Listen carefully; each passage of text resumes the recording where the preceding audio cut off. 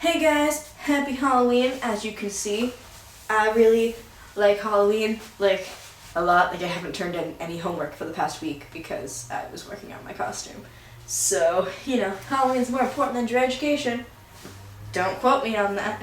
This video will probably be, to prove my point, pretty choppy because I'm getting over a cold and I burst into a coughing fit about every 5 seconds. My outfit's all color coordinated today, all Halloween stuff, and then I'm wearing my Wolverine socks because reasons.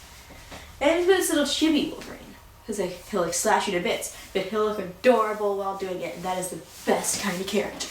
Moving on. This is an Incredibles theory that I came up with. No inspiration from any other people, but if you're another theory person and you'd like to give your thoughts on this or build onto it, go ahead. I would love that. Just give me credit. In case you haven't seen the best movie of all time, The Incredibles is a Pixar movie released in 2004 that revolves around the idea of supers, which is basically just people with superpowers, except these superpowers are inherited from your parents. The main family, with the super name The Incredibles, or the secret identity name, the Pars, consists of 5 people. There is Mr. Incredible, whose power is super strength, the mom Helen Parr, whose superpower is elasticity, I think that's a word, and whose super name is Elastigirl or Mrs. Incredible. Their oldest daughter, Violet, has the ability to create force fields with her mind and become invisible. She can even levitate inside those force fields if she so wishes. Their second son, Dash, apparently. Their second son, Dash, has super speed. And their youngest child, Jack, has sort of undefined powers. I'll put some videos regarding theories of his power in the frame somewhere if I can figure out how to do that, because I've been on YouTube for nearly 3 years and still just suck at it. If you look at this picture here, you'll see that Dash has blonde hair and blue eyes like his father, and Jack has auburn hair like his mom and blue eyes like his dad. Violet, on the other hand, doesn't look like either of her parents. She has bluish black hair and violet blue eyes. I know there are a lot of people out there who don't look like their parents, but a blonde and a redhead giving birth to a black-haired daughter seems a little bit of a stretch. My theory is that Violet's biological parents are not Mr. and Mrs. Incredible, but are instead the deceased Phylang and Apogee.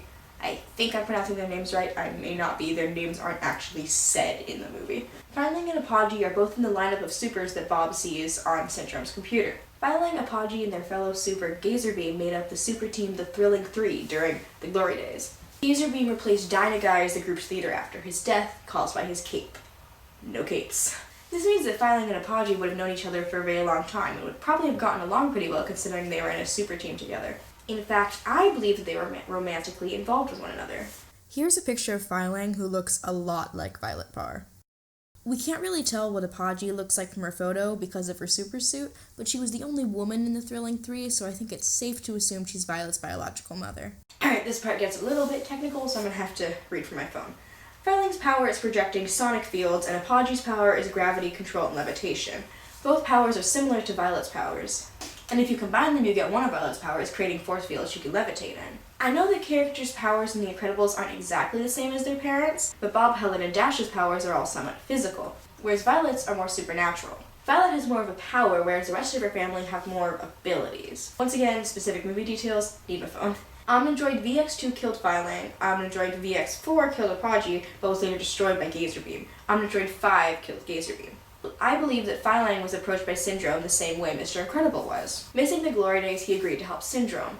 Then, not knowing that was how her president died, Apogee went too. Because he was their closest friend, Gazerbeam took care of Violet after they died.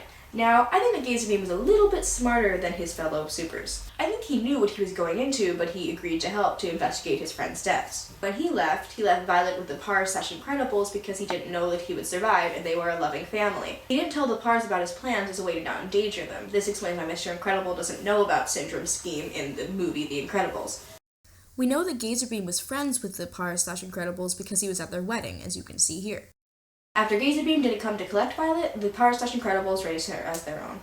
And that is the end of my theory. I would actually like to know if you find any holes in it, or if you can think of any ways to build on it, or make it seem more plausible. Just really, any feedback is appreciated.